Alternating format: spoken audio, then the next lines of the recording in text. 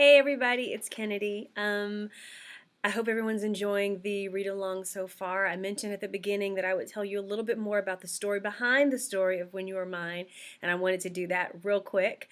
First of all, I'd always wanted to write fiction, but I wasn't sure how I would get back to it. Growing up, writing was always a part of my life, poetry a lot. In high school, I wrote for my local newspaper, I wrote editorials. And then for college, I got my degree in journalism. I thought I would be maybe on television, but I ended up focusing on public relations, which I enjoyed a lot. And for the last decade or so, really wrote for nonprofit organizations, did some ghostwriting, lots of nonfiction stuff, Chicken Soup for the Soul, that kind of thing. That was really most of my writing, and there wasn't a lot of space for creativity. Part of that came from me just not having the emotional space. Some of you know my son was diagnosed with autism when he was 2, which was 11 years ago, and that just consumed everything. I mean, it was all hands on deck. That was the complete focus for my family, and I kind of set a lot of dreams aside, and one of them was writing novels.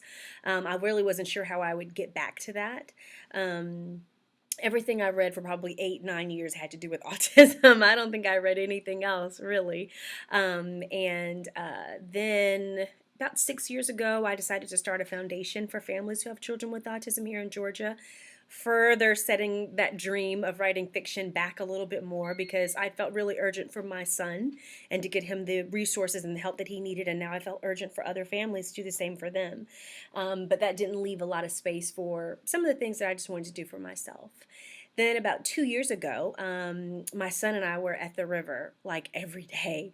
A lot of kids who have autism are obsessed with water, and my son is no different. So every night we're at some body of water. In the fall and the winter, it might be an indoor pool. But about 2 years ago, it was the Chattahoochee River here in Georgia every night for probably like 2 hours a night. But it helps him sleep a little bit better, so we always do it. And my husband was working a little bit more at the time, so it was just Miles, that's my son, and me every night. And he would be frolicking, and playing on the rocks or whatever. And this story started forming in my head around this fictional town called Rivermont with a river at its center, which is the story you guys are reading now, and the fictional town you're reading about now. And the first scene that came to me was a girl standing between two guys who I knew were best friends, and she had a hand on each chest and was literally keeping them from coming to blows. And that was just the beginning for me. I started asking, who is this girl? How did we get here? What did she do? And just tracing it that way for probably 3 months. I didn't write anything. I just took notes. I quote unquote spent time with these characters and just started getting to know this story. That was like at the beginning of the summer. And then around September, I actually started writing. And I wrote both books, When You Were Mine and Loving You Always, in about 3 months. It was about a 600-page book, which is long. And I knew that I wanted to do something with it, and this might be my gateway to writing fiction, which I wasn't sure I would have ever gotten back to. And I joined my local chapter of Romance Writers of America, the Georgia Romance Writers, and just dove right in learning about the industry because I hadn't been in this world. I'd been raising my kid, I'd been getting resources for my kid, I'd been running my foundation, I'd been working full time for some of those years. Those are the things that were priority for me, and really writing fiction and learning the industry wasn't a part of my life. So I was pretty green. And I knew everyone I talked to said it takes time. Like, be prepared for it to take years for you, to get a book picked up. And so I'd only been there a few months, and they said, hey, are you going to pitch at the conference? Because they were having a local conference. And I didn't even know what pitching was, and they explained to me, editors, agents from New York or wherever, we fly them in, and you pitch your story. And I thought it would just be great practice. And so I sat down with one agent, and she asked for my full manuscript to read it. I said, sure.